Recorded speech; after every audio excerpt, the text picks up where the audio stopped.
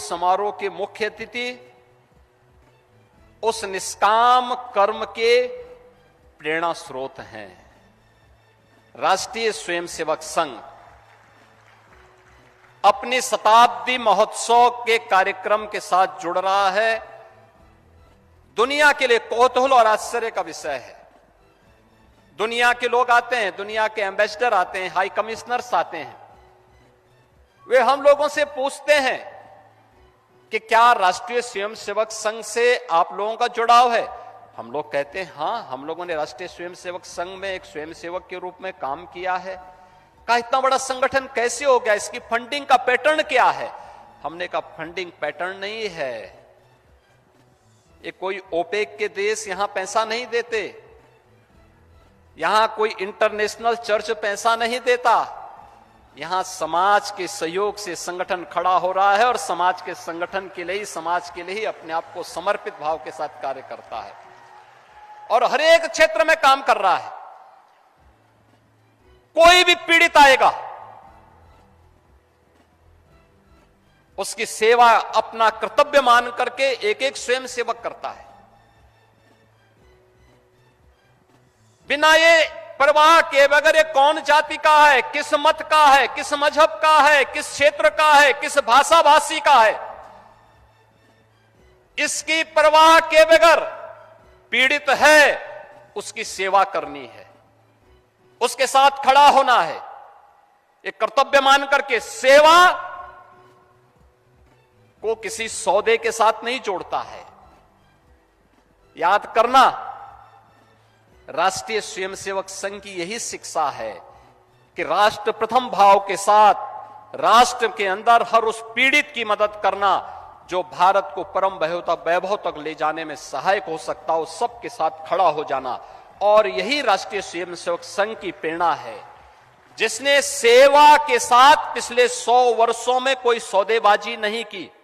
कुछ लोगों ने दुनिया में भी और भारत में भी सेवा को सौदे का माध्यम बनाया है। वे लोभ से, लालच से, दबाव से भारत के डेमोग्राफी को बदलने के लिए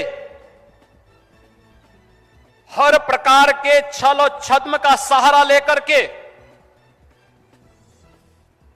अपना ताना भी और अपना बाना भी बदल करके भारत की आत्मा पर प्रहार करने का प्रयास कर रहे हैं। और हमें इस बात को ध्यान में रखना होगा। इन स्थितियों में गीता, श्रीमद् भगवत गीता, भगवान की वाणी हम सब के लिए एक नई प्रेरणा बन सकती है। और मैं तो इस बारे में हृदय से अभिनंदन करूंगा पूज्य स्वामी ज्ञानानंद जी महाराज का, जिन्होंने जियो गीता को जीवन के प्रत्येक क्षेत्र में इसे बहुत छोटे छोटे उद्धरण के माध्यम से प्रस्तुत करने का प्रयास किया। यह उद्धरण हर एक क्षेत्र में, जीवन के अलग अलग क्षेत्र में, एक श्रमिक के लिए गीता का उपदेश क्या है, एक किसान के लिए गीता का उपदेश क्या है और उसकी प्रेरणा क्या है, एक महिला के लिए गीता की प्रेरणा क्या है, एक छात्र के लिए गीता की प्रेरणा क्या है, एक नौजवान के लिए गीता की प्रेरणा क्या है, एक नौकरी पेशा व्यक्ति के लिए गीता की प्रेरणा क्या है, एक चिकित्सक के लिए, एक अधिवक्ता के लिए, एक व्यापारी के लिए, एक योद्धा के लिए,